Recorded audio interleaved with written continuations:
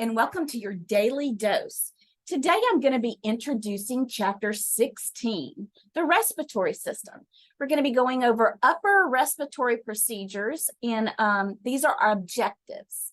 We need to understand terms that apply to the coding of the respiratory services, differentiate among codes based on surgical approach, excuse me, identify highlights of nasal procedure coding, review the specifics of coding for the sinuses and the larynx, analyze the codes to report services to the accessory sinuses, categorize the codes in the larynx subheading, explain the structure of the trachea bronchi codes, distinguish the difference amongst the codes assigned to report lungs and pleura services and procedures, and demonstrate the ability to code respiratory services and procedures.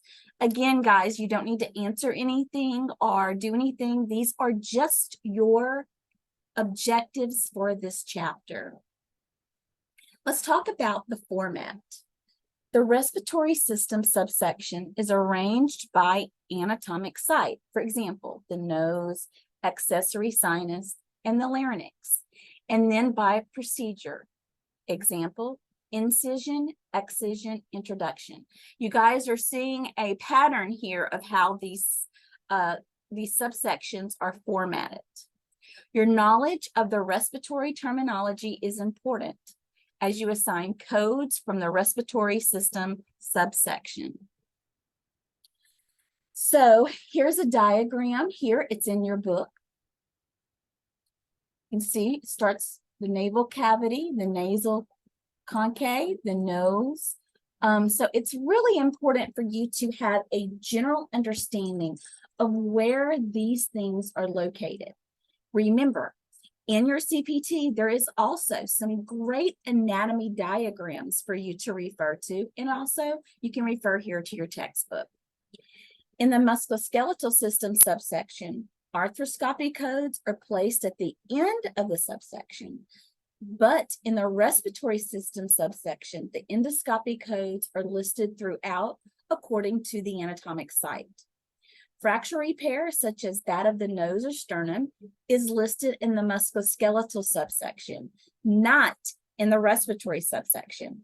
Procedures that are formed on the throat or mouth are not located in the respiratory system subsection, but instead are located in the digestive system subsection. Let me move this out of the way. The respiratory system subsection contains some codes that may be considered cosmetic. It is important to note that each of the components performed during the procedure because there are many services bundled into some of these codes.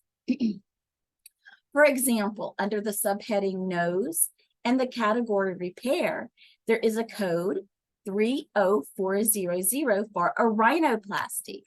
The rhinoplasty may be performed either through external skin incisions, which is open, or through intranasal incisions, which is closed, and both approaches can be reported with 30400. The extent of the procedure varies based on the desired outcome, but a rhinoplasty can include fracturing or deformed septum, repositioning the septum, reshaping or augmenting the nasal cartilage, removing fat from the area, performing a layered closure, and applying a splint or cast. If all of these components of a rhinoplasty were performed, they would be bundled into a 30420. You have to read all of the notes and code the information carefully to ensure that you do not code components of the procedure separately if there is one code that includes all components. So this came straight from your chapter. I hope you guys learned something, and I hope you have a great day. Bye-bye.